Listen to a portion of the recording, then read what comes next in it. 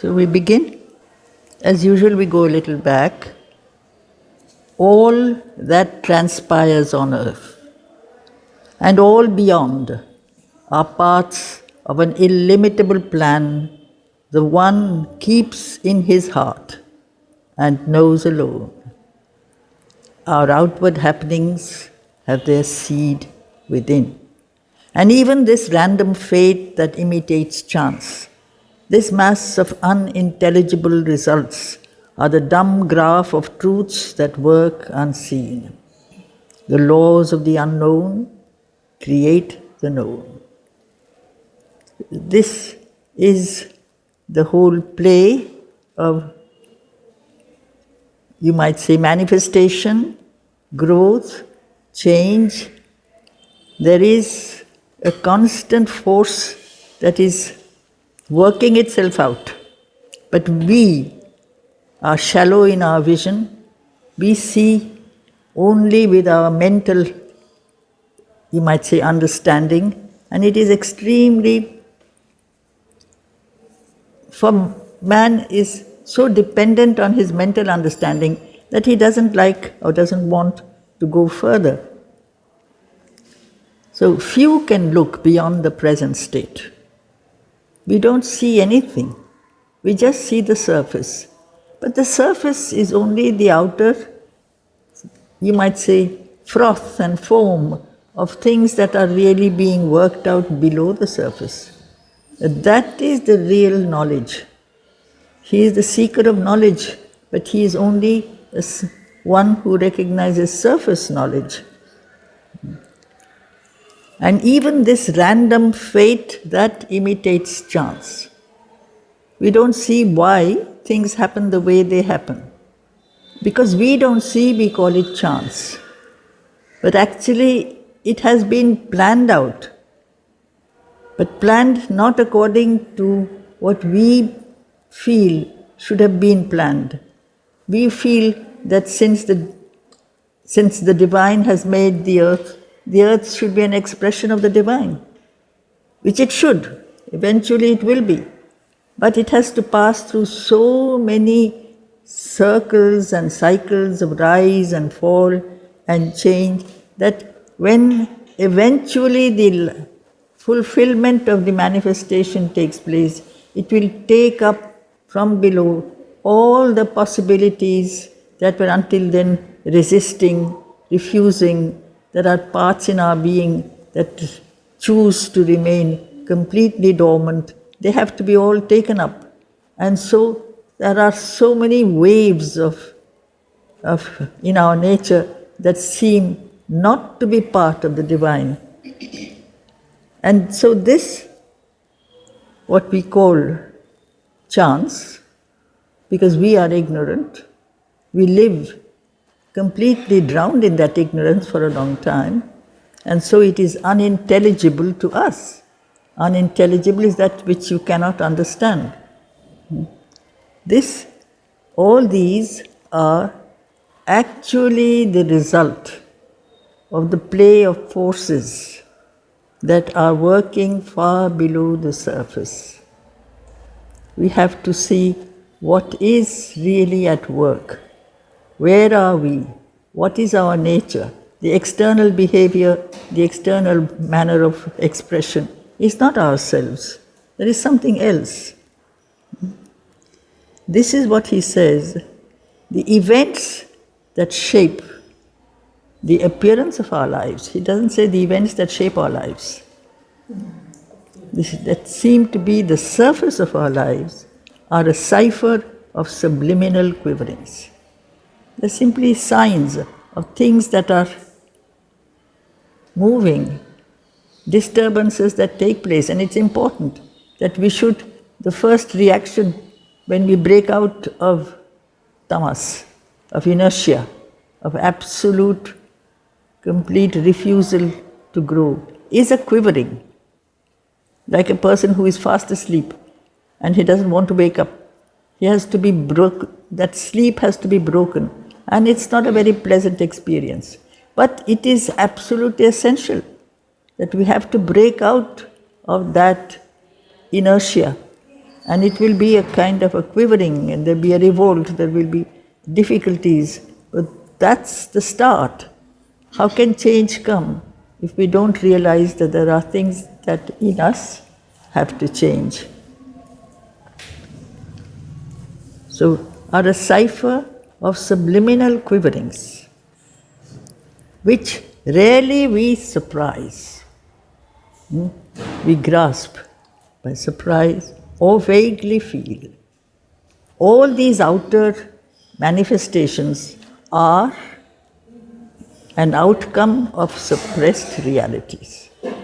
That is why the more difficulties we have, very often are signs of more possibilities that are waiting to break out.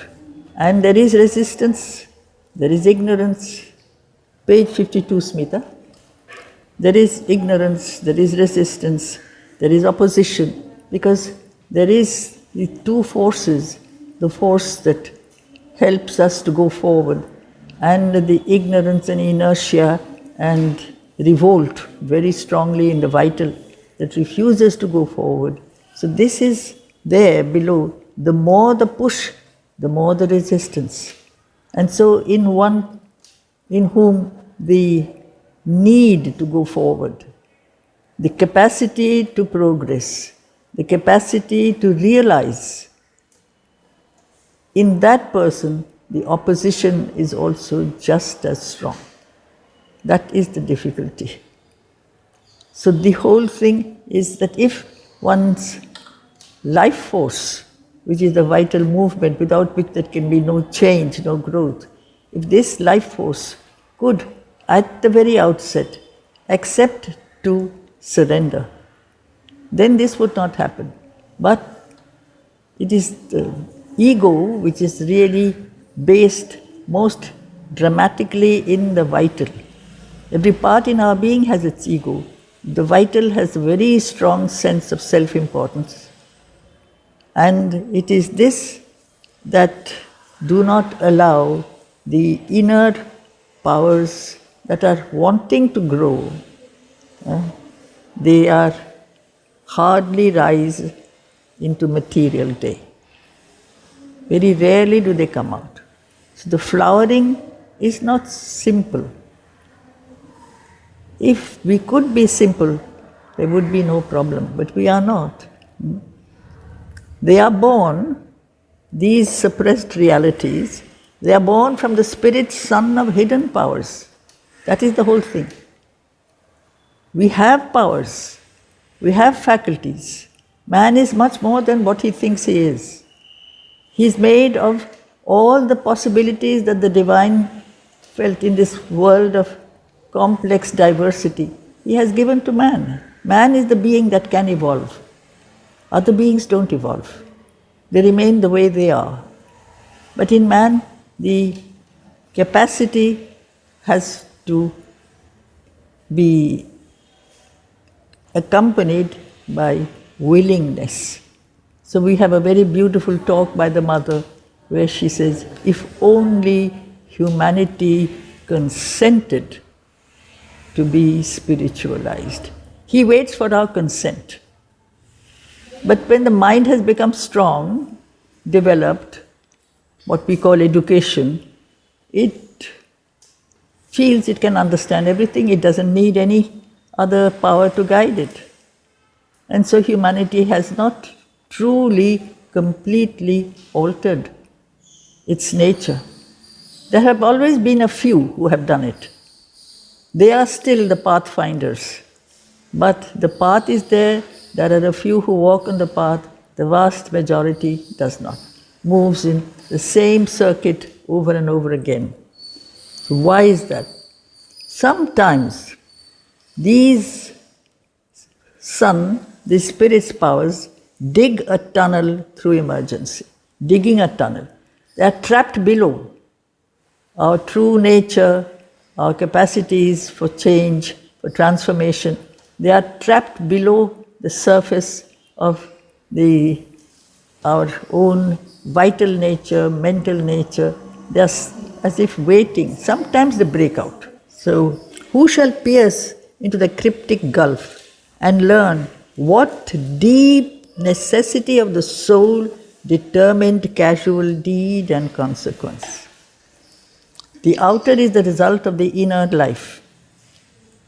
What is the cause of even the surface events, actions, expressions of our nature? Somewhere, something is always guiding. We don't know what. We are not in touch with the soul. We don't feel the need to connect with that inner presence. We feel that the mind is intelligent enough to show us the way. That is when these inner needs, the love for perfection, for light, for truth, for harmony, all these things that are there, they sometimes feel the need to break out. So where there is this thirst for harmony, there is also at the same time the pressure of disharmony, of discord. The more there is discord, the more the realization that there has to be harmony. Without harmony, nothing can be done. Absolutely no manifestation can be divine if there is the play of forces that pull in opposite directions. But without a battle, no victory can be won. We have to win over our own nature. We have all kinds of possibilities in our nature. In our nature, the forces of darkness are strong. So in those in whom the need to grow into something more, you might say, luminous, is not there. That is the vast majority, satisfied with the life which is more or less well ordered. And you say, I'm doing my work, I'm fine, I'm happy. In that person, the manifestation of a greater consciousness is not likely to take place very soon. But in whom the possibility is strong, the opposition is strong, there is a battle. And out of that something may emerge. Because this is the necessity of the soul.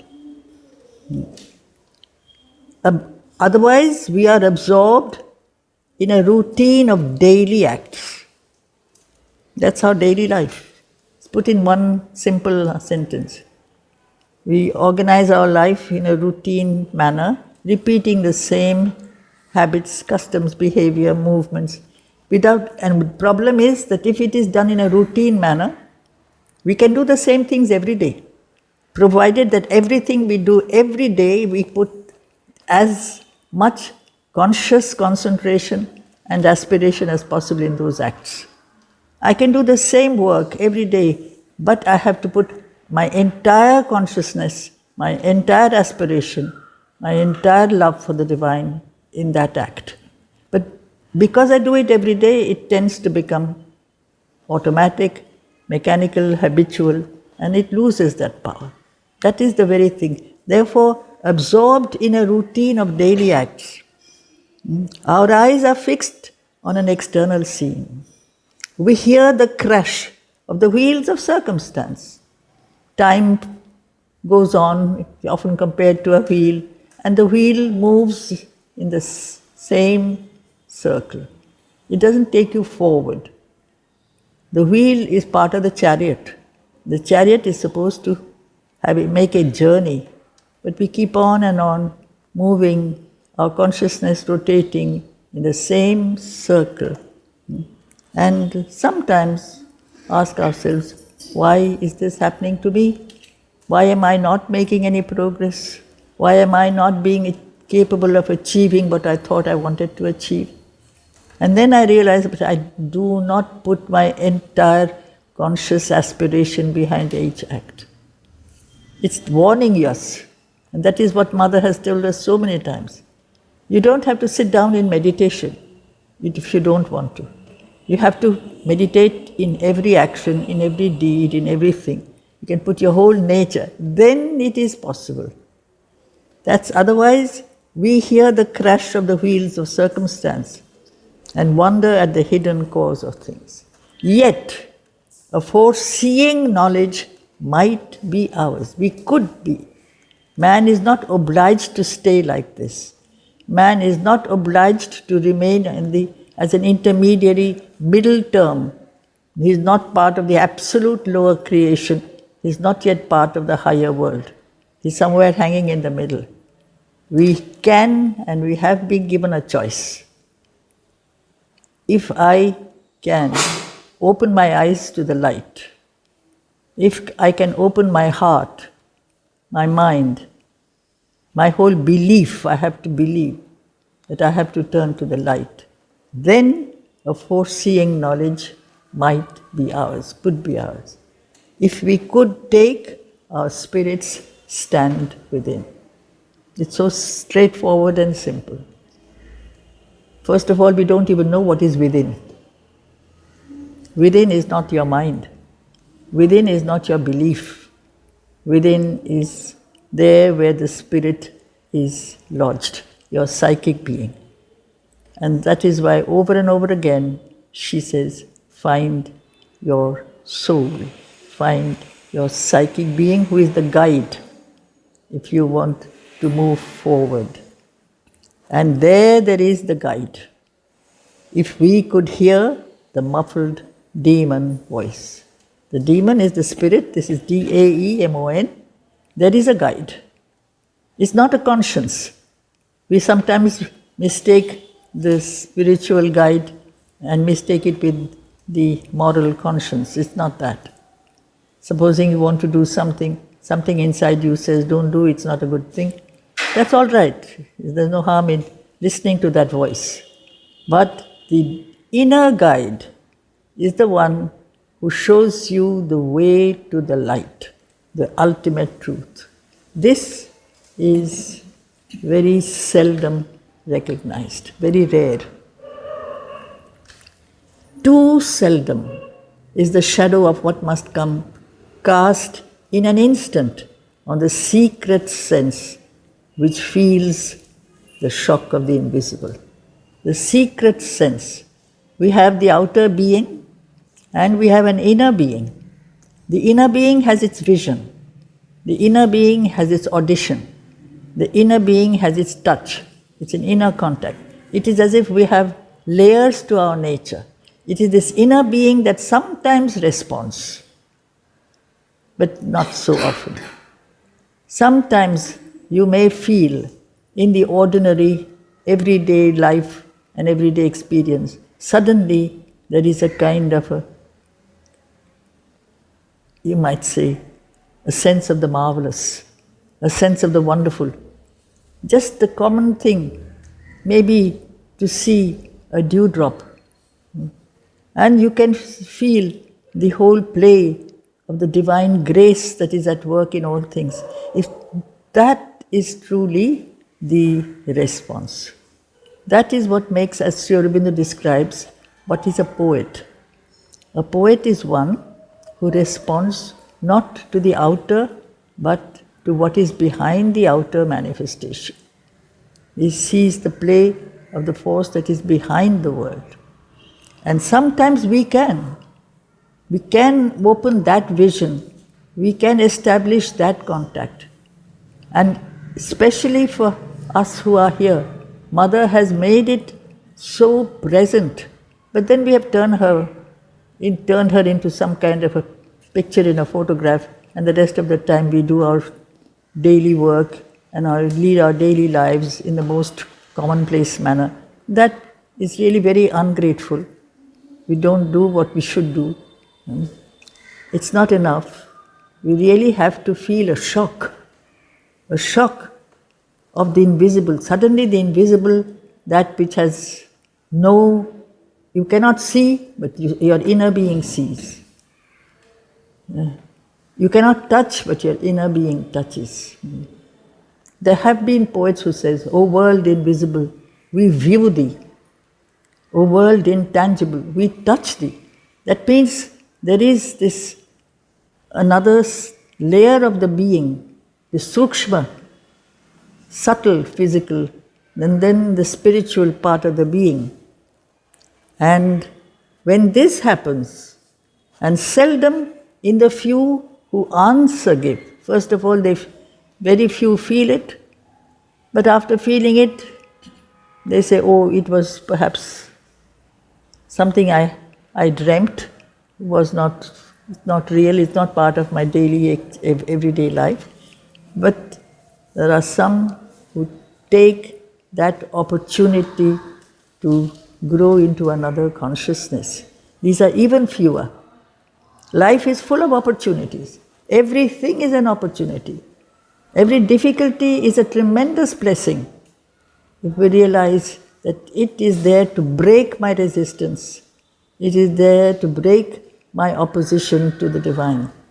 Instead, I want a smooth, eventless life where nothing harmful happens, and I remain exactly the way I am. I will never change. So seldom in the few who answer give, the mighty process of the cosmic will communicates its image to our sight. When you see the process of the cosmic will, the divine plan, that is understood, felt, lived by the person who responds to the play of the contact of the divine consciousness. When I can feel the presence of the divine, I can feel the presence of the Mother everywhere, all the time, then every action becomes spiritual. Nothing is unspiritual. Eating and sleeping also becomes spiritual. If it is, as the Mother used to tell us as children, when you eat, you feed me. That means I'm sitting inside you. You eat, you give me the food. It's so simply put, but it is this, that presence is inside.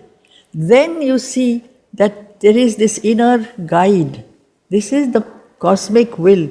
And if we can bring it out in the open, in all our outer action, then we realize this is what is to be a collaborator or one who makes the divine intention more and more manifest.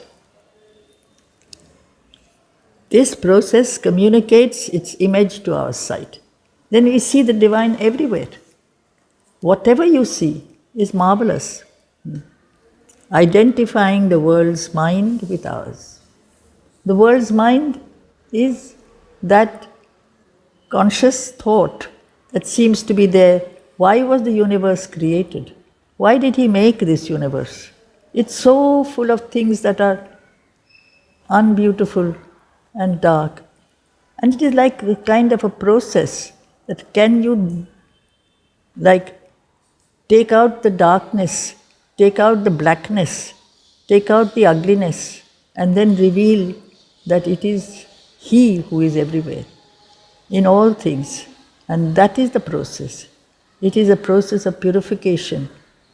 Like you polish a diamond, it's just a stone, it's carbon. And then you see the light is hidden inside and it starts blazing with light. It is like that for us. The light is hidden. We can become manifestations of light. Then we identify the world's mind with ours. You see that this is what we are here for. The plan is to become what we are within. Within us we are divine, outwardly we are not. To make the outward an expression of what we are within. Why does it not happen? Our range is fixed within the crowded arc of what we observe and touch and thought can guess. That's the whole thing. We live on the surface. And there is so much happening. You go here and there, you see this and that. We want to take part in all kinds of surface activities. We find that very amusing. We get bored if you have to just stay concentrated on the divine. So we want variety, we want all kinds of other activities. And that is touch, that is sight. And thought, he says, thought can understand, he says, thought can guess. Mind's understanding is never certain. Mind has two sides always. Is this true or is that true? It divides everything into two, sometimes more than two parts. And you can't take a stand and say this and only this is true. Because somebody is watching the same issue or problem from another standpoint says, no, I see it like this. You see it like this, he sees it like this. So there's always a possibility of half-truth or guesswork, because one thing mind cannot do. It is our guide. It cannot experience anything. Our touch, our sense, our feelings, our bodies, all can experience. Mind cannot.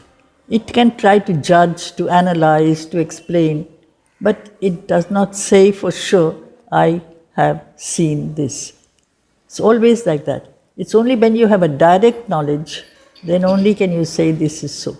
Mind has no direct knowledge. It has indirect knowledge. Via understanding, via some kind of comprehension or analysis or examination and so on. But if we can remain directly in contact with the divine, then the mind is, the dependence on the mind is replaced by direct vision. This person who has a direct vision is called a prophet. The prophet is one who sees not necessarily the future, he sees the truth. The truth, we see the coverings of the truth. We see all the veils and the coverings and the curtains, and we are very interested in all the decorations of the outside, the surface mind and all its thoughts and play of ideas and so on. Our range is fixed within the crowded arc of what we observe and touch and thought can guess. Not certainly, not say with any certitude. And rarely dawns the light of the unknown, waking in us the prophet and the seer. But he tells us this can be done by all. It is in us the possibility of being one who has this direct contact. Seer, one who has philosophy, is called darshan. Philosophy is a stage where you really love the truth. Philosophia. I love knowledge, I love the truth, and I want to get in touch with it. Instead, philosophy is very often used to describe, to justify my or your or another person's notion of what is true. I believe this, so I will go all out to explain that what I believe is the right thing, but you believe is not. So there are hundreds of philosophies, each person has his own philosophy. Because, yes? Prophet and seer means the same, or is there any? Prophet and seer, Yeah. Is there any difference? No, seer sees, prophet utters. The prophet sees, he utters. Prophecy is expressed. The seer has darshan. A kavi actually is a seer. The word kavi in Sanskrit means a seer. It doesn't mean a composer. He doesn't compose anything. He doesn't write. Today you write a poem making a combination of beautiful words and sounds and ideas. That is not poetry. Poetry is a direct knowledge. This is why the Vedic rishis said, we are not philosophers, we are not saints and sages, we are seers. We see and we utter what we see. You may like it or you may not. That's different. But I have seen something and that's it. There is an absolute certitude. There is no need for verification. Mind always tries to verify.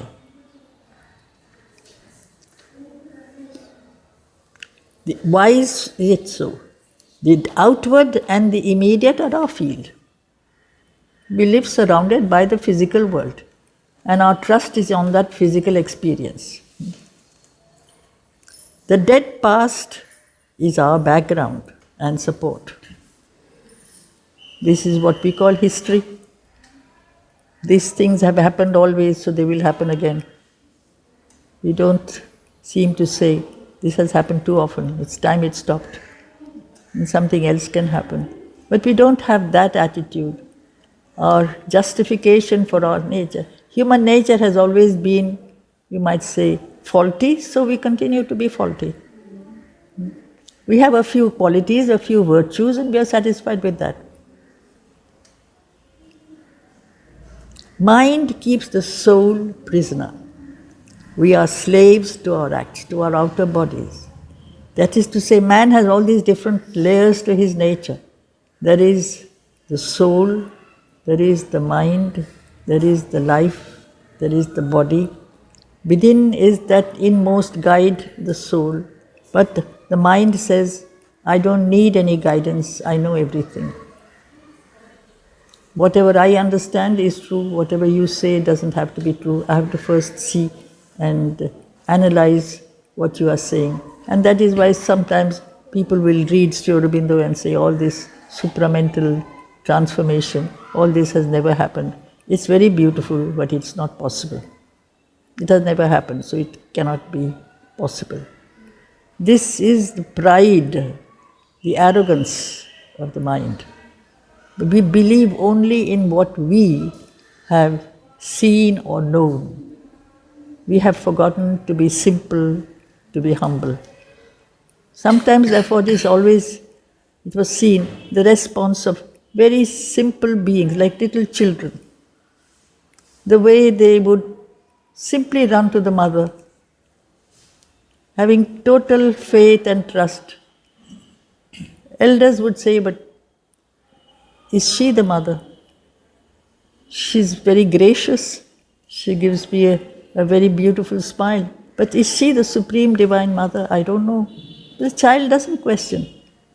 And it is this that makes the child capable of transmitting that purity, that innocence, that marvel, the little child, that the adult does not necessarily have.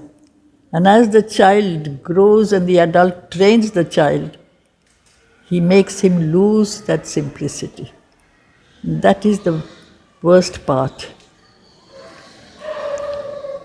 Mind keeps the soul prisoner. We are slaves to our acts. We cannot free our gaze to reach wisdom's sun. Our gaze on what? We see the background, the support, the dead past, the surface behavior, movement. This is what science helps us to do.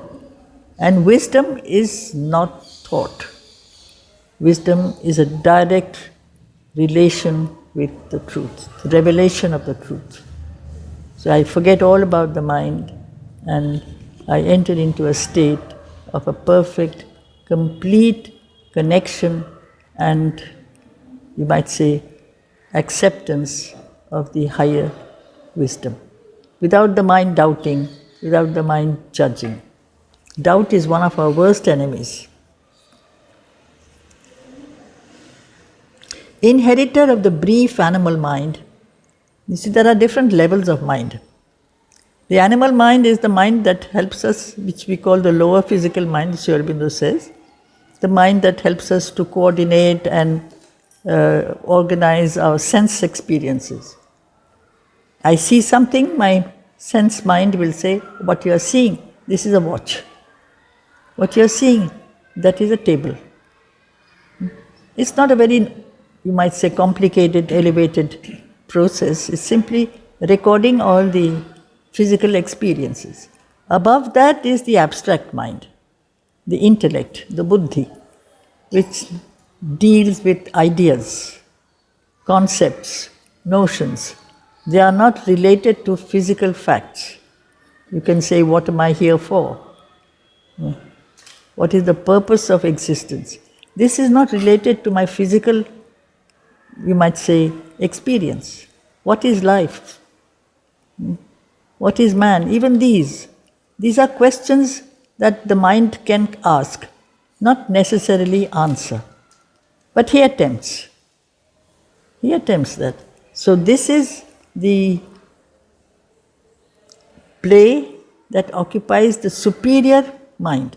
The superior mind is what Sri Aurobindo calls the intellect, and it deals with a larger field of you might say, knowledge, of questioning. It's not limited only to what I see and what I touch and what I eat. It goes a little beyond that. So man, who is really like an animal, the animal has the physical mind. The animal knows what to eat and when to eat and all that. He's got this instinctive knowledge, which man has often distorted or lost. So, inheritor of the brief animal mind, man, still a child in nature's mighty hands, is not still an animal. Man thinks he is not, but he's still also an animal. In the succession of the moments lives. Succession of the moments means simply without vision of what the remote future is keeping for us. I live now, and for me the next important moment will be tomorrow. What will happen? Where should I go? What should I do? To a changing present is his narrow right. What do you think, a changing present? We repeat the present all the time.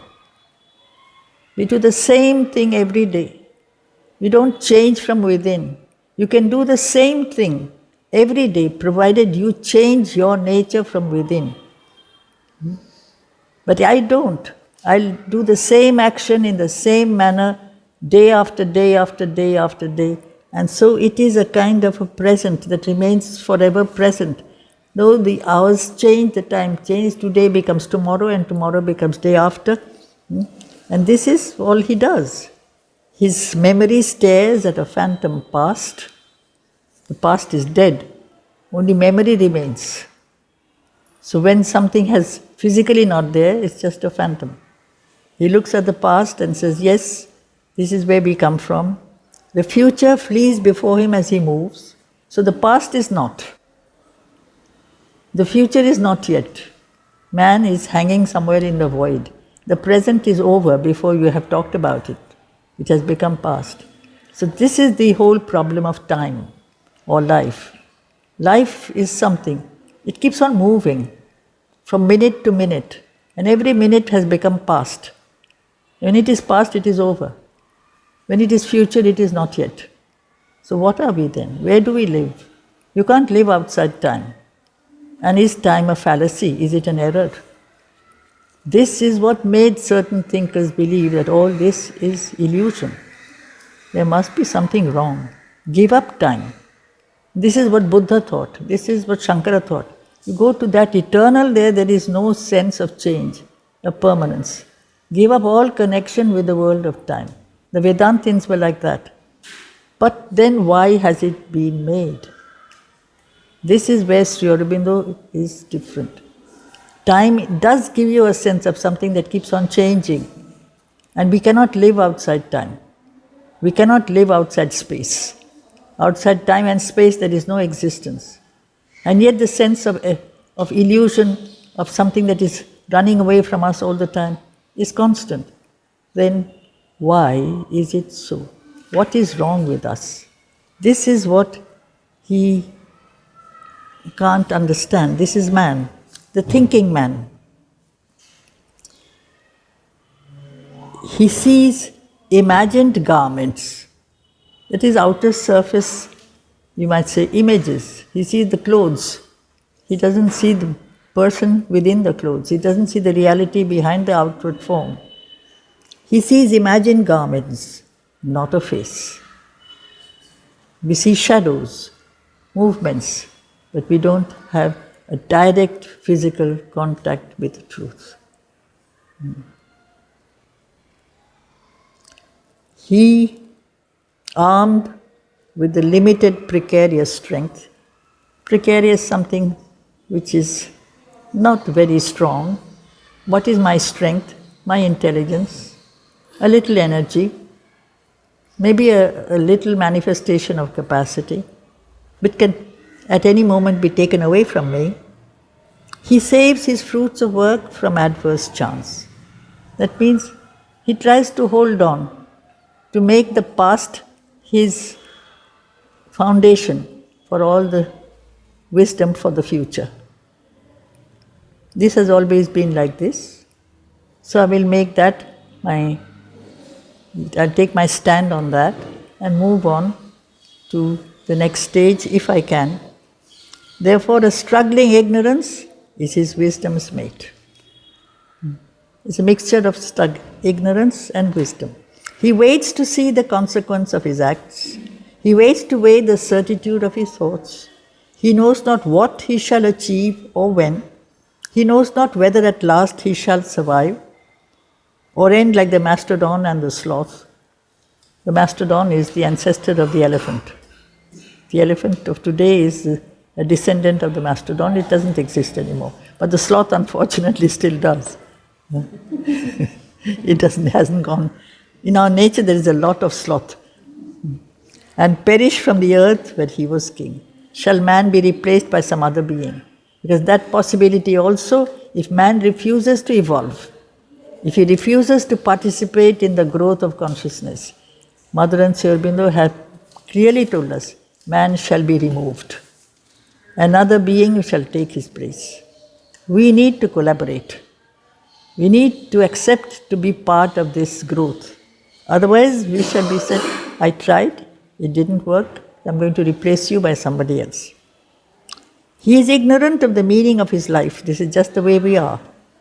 He is ignorant of his high and splendid fate. We are meant to be expressions of the divine.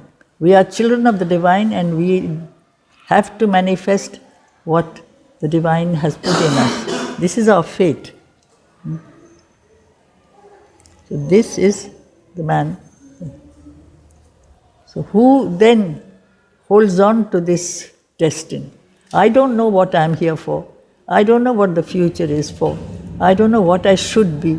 I live in a state of constant, you might say, doubt, possibility, incertitude.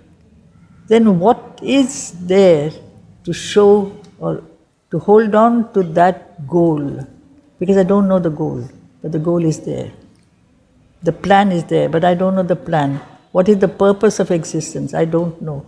Surrounded by all these I don't knows, is the truth being wiped off? He says the truth is not being wiped off. There is a world where the truth is held up. It is always there. And so now the next stage is going to be described. So we stop here.